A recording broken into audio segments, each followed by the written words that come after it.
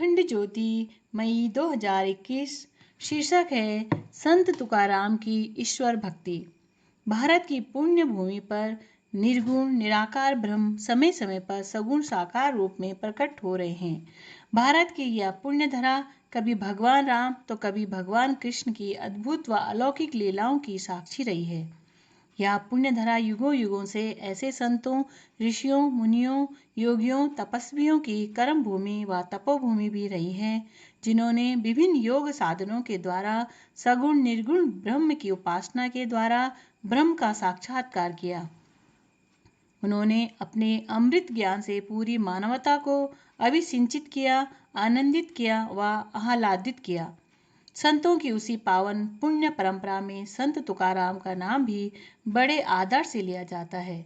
तुकाराम महाराष्ट्र के एक महान संत थे।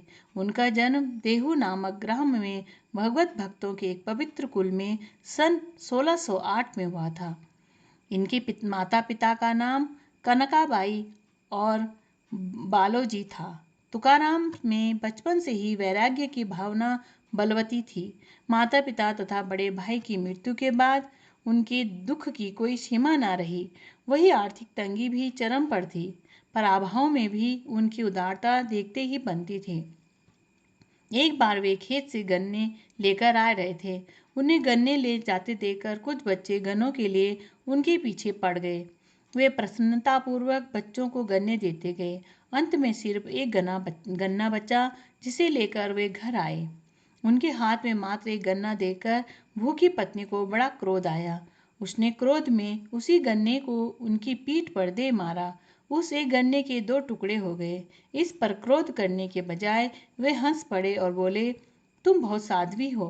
तुमने बिना कहे ही इस गन्ने के 2 टुकड़े कर दिए। लो, एक तुम्हारा हुआ और एक मेरा। एक बार उनकी पत्नी जिजाई ने बाजार से कुछ खरीद लाने के लिए उन्हें कुछ रुपए दिए, परंतु जो ही वे बाहर निकले कि रास्ते में उन्हें एक दुखियारा मिला। उसे देखते ही उन्हें दया आ गई और उन्होंने सभी रुपए उसे सौंप दिए। उसी बीच वहां भयंकर अकाल पड़ा। उस अकाल में उनकी पत्नी व पुत्र भी चल बसे। शायद तुकाराम के वैराग्य को और प्रबल करने के लिए ही प्रभु उनके समक्ष ये सारी विपदाएं प्रस्तुत कर रहे थे और उन्हें पूरी तरह अपनी शरण में आने को प्रेरित कर रहे थे। घोर आर्थिक विपदा के साथ साथ अपने सगे संबंधियों, स्त्री, पुत्र सबको खो देने के बाद भी तुकाराम भगवत भक्ति से कभी विचलित नहीं हुए। फिर अब विपदा में ही तो भक्त की भक्ति की असली परीक्षा होती है। उन सभी विपदाओं को प्रभु की इच्छा मानकर, अपना प्रारब्ध मानकर वे उन्हें सहते हुए अविचलित रहे। हे प्रभु, तेरी जैसी इच्छा, हे प्रभु, तेरी इच्छा पूर्ण हो, ऐसा कहते हुए वे विपदाओं, कष्टों, झंझावतों से, ममता व आसक्ति के बंधनों से पार होते रहे। ऐसी स्थिति में भी ईश्वर के मार्ग पर चलते रहना, यही तो सच्चे भगवत भक्त की पहचान है। वह सदैव अपनी इच्छा को नहीं वरन प्रभु की इच्छा को ही सर्वोपरि मानता है। वह यह मानता है कि ईश्वर सर्वव्यापी है, न्यायकारी है। अस्तु, ईश्वर जो भी करता है उसमें ही भक्त का भला, भक्त का हित, भक्त का कल्याण निहित है। संत तुकाराम अपने जीवन में आई विपदाओं के दावानल से वैराग्य कंचन होकर ही निकले। अब वे योग क्षेम का सारा भार भगवान के भरोसे छोड़कर भगवत भजन करने लगे। वे प्रायः या तो कीर्तन में या ध्यान में रहने लगे। उनकी सच्ची भक्ति के कारण प्रभु की प्रेरणा से चैतन्य नाम के एक सिद्ध संत ने तुकाराम को स्वप्न में दर्शन दिए। उन्होंने स्वप्न में ही तुकाराम को राम कृष्ण हरि मंत्र का उपदेश दिया। प्रातःकाल नित्य कर्म से निवृत्त होकर वे विट्ठल भगवान के मंदिर में जाते। वहां वे उनकी पूजा पाठ और सेवा किया करते। वहां से फिर वे इंद्रायणी नदी के पार कभी भागनाथ पर्वत तो कभी गोंडा या भाराडारा पर्वत पर चढ़कर वहीं एकांत में ज्ञानेश्वरी या एकनाथी भागवत का पारायण करते और फिर दिन भर नाम स्मरण करते रहते। संध्या होने पर वे गांव लौटते और हरि कीर्तन सुनते, जिसमें लगभग आधी रात बीत जाती। उनके ही पूर्वजों के द्वारा बनाया गया विट्ठल भगवान का मंदिर बहुत जीर्ण शीर्ण हो गया था।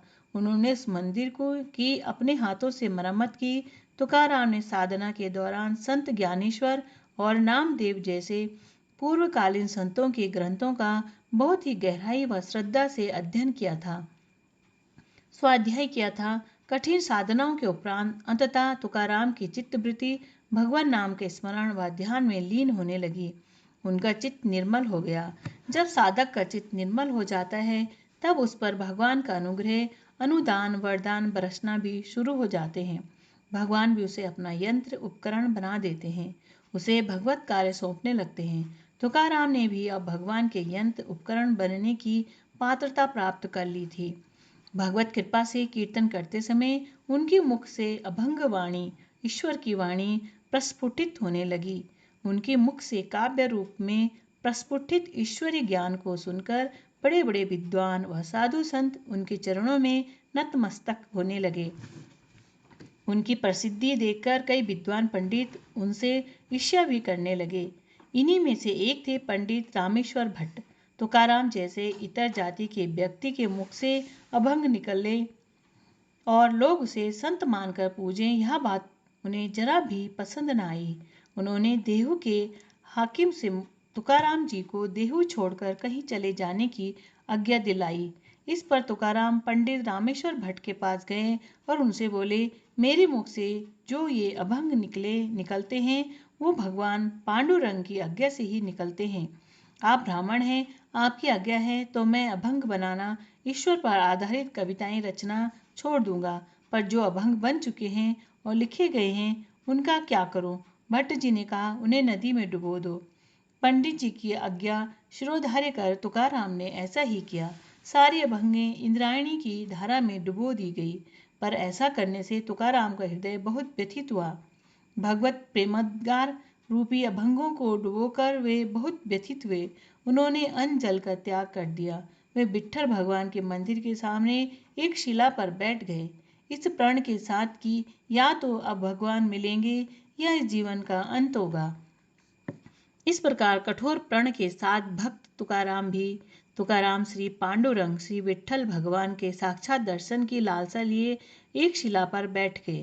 वे बिना खाए पिए 13 दिन और 13 रात वहीं पड़े रहे।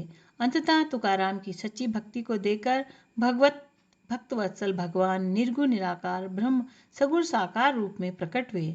तुकाराम के हृदय में तो वे पूर्व से विराज ही रहे थे, अब वे बाल वेश धारण कर तुकाराम के समक्ष प्रकट हो गए। तुकाराम भगवान के चरणों में गिर पड़े। भगवान ने उन्हें दोनों हाथों से उठाकर छाती से लगा लिया। तत्पश्चात भगवान ने कहा, पुत्र, मैंने तुम्हारे अभंगों की बहियों को नदी की धारा में सुरक्षित रखा था, आज उन्हें तुम्हारे भक्तों को दे आया हूँ। यह कहकर भगवान फिर अंतर्ध्यान हो गए। प्रभु के साक्षात्कार के बाद तुकाराम का शरीर 15 वर्षों तक इस लोक पर रहा। वे जब तक रहे उनके मुख से सतत भगवत अमृत धारा बहती रही। उस धारा में नहा नहा कर उनके उपदेशों को सुन सुनकर लोग कृतार्थ होने लगे। वे प्रायः लोगों को सांसारिक माया मोह से मुक्त होने का उपदेश देते और कहते, बार बार तुम क्यों मरना चाहते हो? क्या इससे छूटकर भागने को कोई उपाय तुम्हारे पास नहीं है? अरे भाई, यह शरीर बड़ा अद्भुत है, यह ईश्वर को पाने का साधन है। इस साधन से भला क्या नहीं प्राप्त हो सकेगा? भक्तिपूर्ण भजन से, भगवत ज्ञान से, भगवान की शरण से हमें साक्षात भगवत कृपा प्राप्त हो सकती है। हमें भगवान प्राप्त हो सकते हैं। वे प्रभु हमारे हृदय में आ विराज सकते हैं, फिर उसी से हमारा जीवन धन्य होगा। भगवान का नाम सुमिरन, भजन, ध्यान करने के लिए हमें कोई कौड़ी भी खर्च नहीं करनी पड़ती। भगवान नाम के स्मरण से सांसारिक प्रपंच, सांसारिक बंधनों से, सांसारिक माया मोह से हमें मुक्ति मिल सकती है। बस महत्वपूर्ण यही है कि हम सच्चे मन से भगवान नाम का स्मरण, भजन, ध्यान किया करें। एक दिन भगवान की कृपा आप पर ही होगी, वैसे ही जैसे मुझ दीन पर भी भगवान ने कृपा की। संत तुकाराम द्वारा दिखाया गया भगवत प्राप्ति व माया से मुक्ति का मार्ग हम सबके लिए भी सुलभ है। हम भी इस मार्ग पर चलकर भगवत कृपा प्राप्त कर सकते हैं। हम स्वयं को माया मोह व प्रपंचों से मुक्त कर सकते हैं। राधे।